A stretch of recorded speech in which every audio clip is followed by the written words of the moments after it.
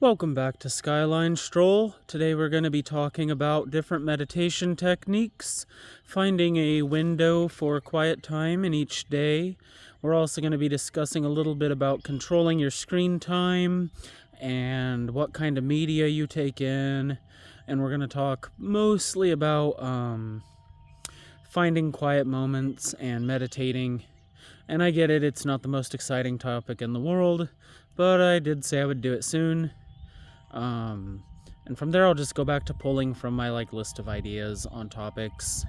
So, of course it's very overcast and has been raining off and on, but I'm still gonna go out for a walk today and talk a bit about meditating and developing patience and things like that.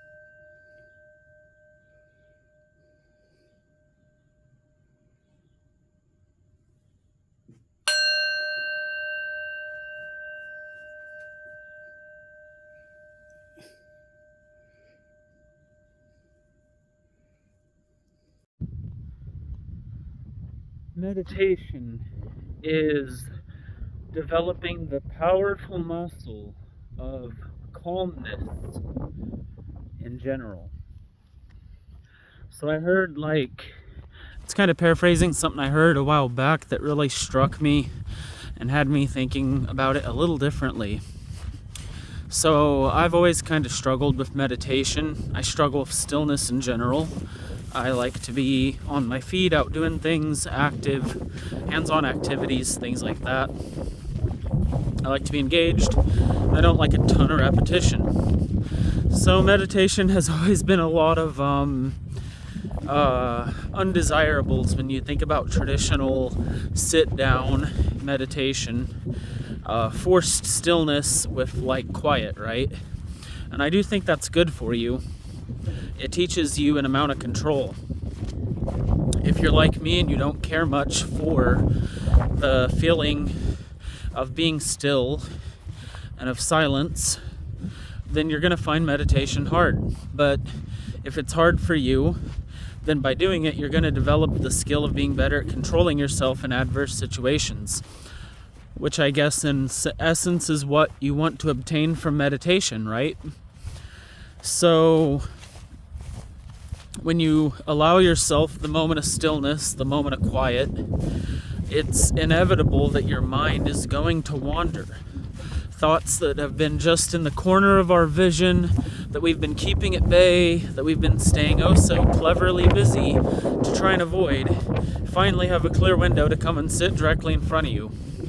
That's inevitable and is part of the meditation process.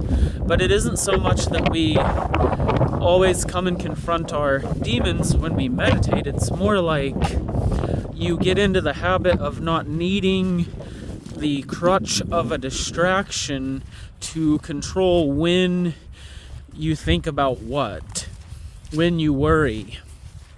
So when these anxious thoughts arise, as you're sitting there in stillness, as you're realizing you have something you could be doing that's productive, maybe, just maybe, you sit there and say, oh, nope, no, we're focused on the quiet and the moment of stillness at hand. And then we'll get to that once we move on to that process. So I guess that leads to, what is meditation truly? Because for some people, like myself, I feel more like I'm meditating when I'm up moving around, out on a walk, for instance. And for a lot of people, they find showering to be an appropriate time to meditate, or they do a creative process. Perhaps they're a singer or writer or artist, whatever, creative process. People find those to be forms of meditation as well. The goal in meditation is to get you focused on the process more than the goal. The goal of meditation is to get you rooted into the now. Get you caught in the moment you're in currently, not in the couple of moments that can come after it, not in the weeks that come after it, in the very moment of now. So when you force yourself to sit there and be still, your goal is to keep your thoughts from wandering to the past and keep your thoughts from wandering to the future, and be in the now and realize, situation dependent, maybe the now is more relaxing and peaceful than you previously thought. Maybe some of these dangers that you thought inevitable are yet to be seen. Maybe if we really get caught in the now, not in the next week, we realize now ain't so bad. Now could even be pretty great. Even if you have a bad something coming up. Like, for instance, like, if I was going to have a bad day tomorrow, inevitably, right now, it's lovely weather, and I'm getting to spend as much of today as I want out here, walking around, talking, and enjoying nature. So I could let the inevitability of tomorrow being a bad day, hypothetically if it were, ruin my nature walk, my good day that I've been handed today, a gift I've been granted. You know, life said, okay, you want a good day? Here, have your day out in the nature. It's all yours. Go wild. So I am. And if tomorrow was going to possibly have something bad in the horizon, I could loom on that now. And by doing so, I could ruin my walk. But if I'm rooted in the now, I realize the now is pretty great. I'm just out on a walk. I have no deadline. I have nobody to answer to right now. I'm just getting to enjoy my peace, my walk, my creative process, for instance, and there's nothing stopping me. So if I choose to root myself in the moment at hand, I realize it's a pretty fantastic moment. I was given great weather to make up for yesterday, and because of that, I get to be out here working on a video. I get to be out here just sitting and enjoying the quiet and the breeze, which I've definitely already done and plan to do more of. So, back to meditation. It's the process of learning to root yourself in the current moment at hand, not the upcoming moment or moments that have gone by before. And so if you need a creative process to do this, like, yeah, do that. There's many ways to engage with rooting yourself in the now. Really, distractions aren't one of them. We all need some time to just genuinely get up out of our own head and not put a lot of thought and effort into mindfulness, decision making, current events, our finances. So every now and again, we just need something funny, something strictly for entertainment value to take us up out of our problems the easy way and let us just have a moment of genuine downtime, dumbness. That's fine. But it's when it becomes regular and it kind of overrides your ability to sit with yourself that it becomes a problem. Which is why a secondary topic I've selected for today's video is going to be media control in general. So I'm talking about, like, if you're like me, I can't really watch the news too much. It's just it's triggering. There's a lot of horrible stuff going on in the world. That stuff gets more attention, so they cover it more regularly. And on top of that, acknowledging, like, I'm definitely affected by rage bait. If you put rage bait in front of me, I'm going to take the bait. And so I just don't let myself engage with outlets that regularly have things like rage bait or real wired topics that are like dicey no matter which side of the fence you sit on with them. I just avoid all of that completely to the best of my ability, and when it comes up I just try to sidestep it. And because I know I can get so caught up in the mindlessness of the like political insanity or other just drama out in the world. Like, so to give a weird example, I've lived with like people who will watch stuff like Jerry Springer's, and like, no shade if you like that show, but for me, just having it on in the background and happening to hear something like that, or like Dr. Phil, or I don't know, pick your drama, okay?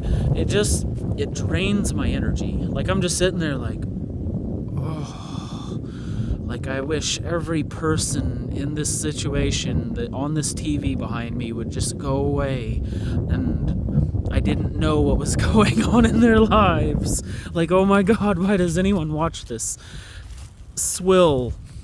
And so realizing that media had a more profound effect on me than I thought, or like that, like I could resonate with some real edgy music and just feel real down in the dumps all the time for no reason if I wanted to.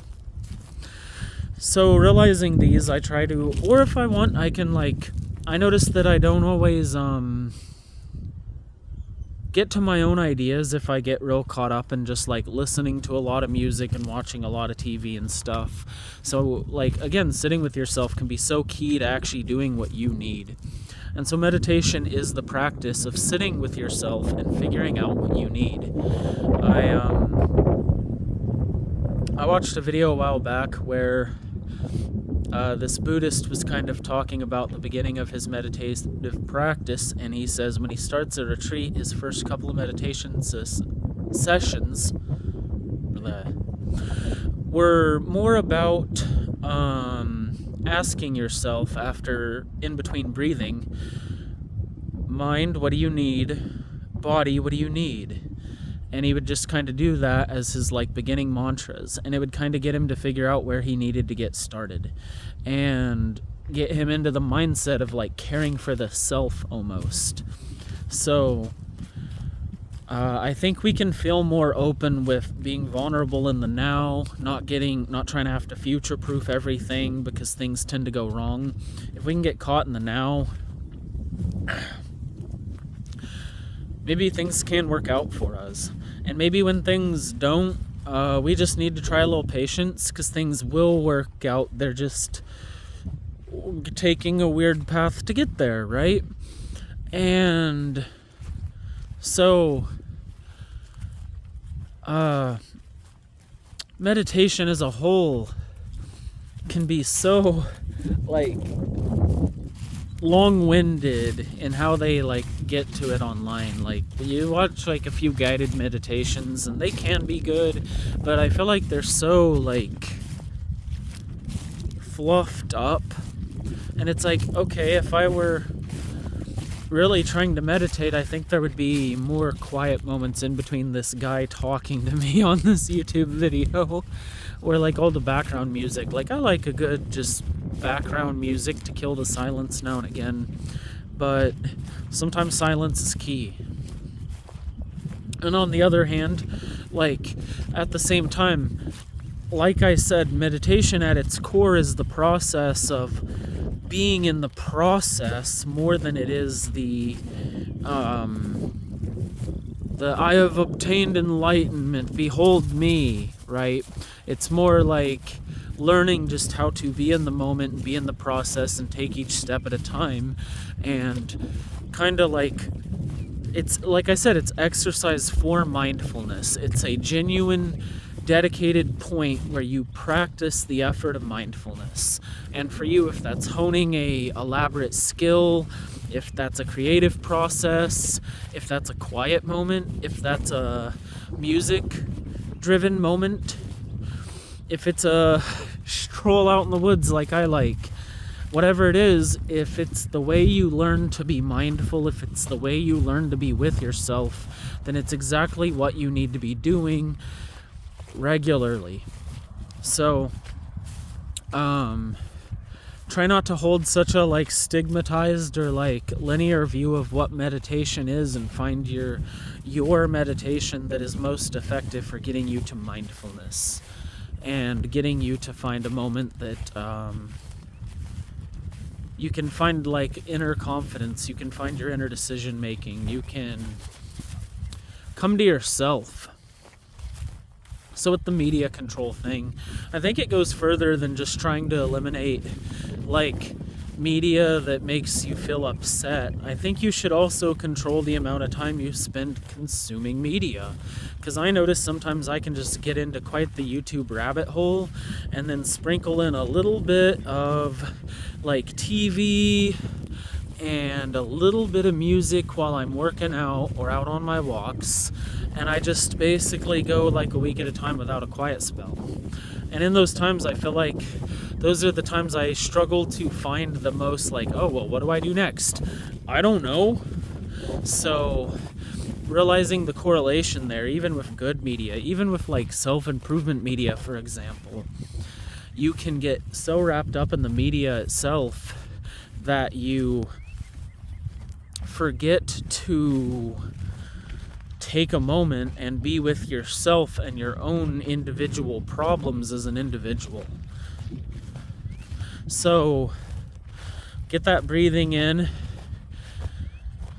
Try to sit with yourself in more situations, even the kind of boring ones that don't seem very important.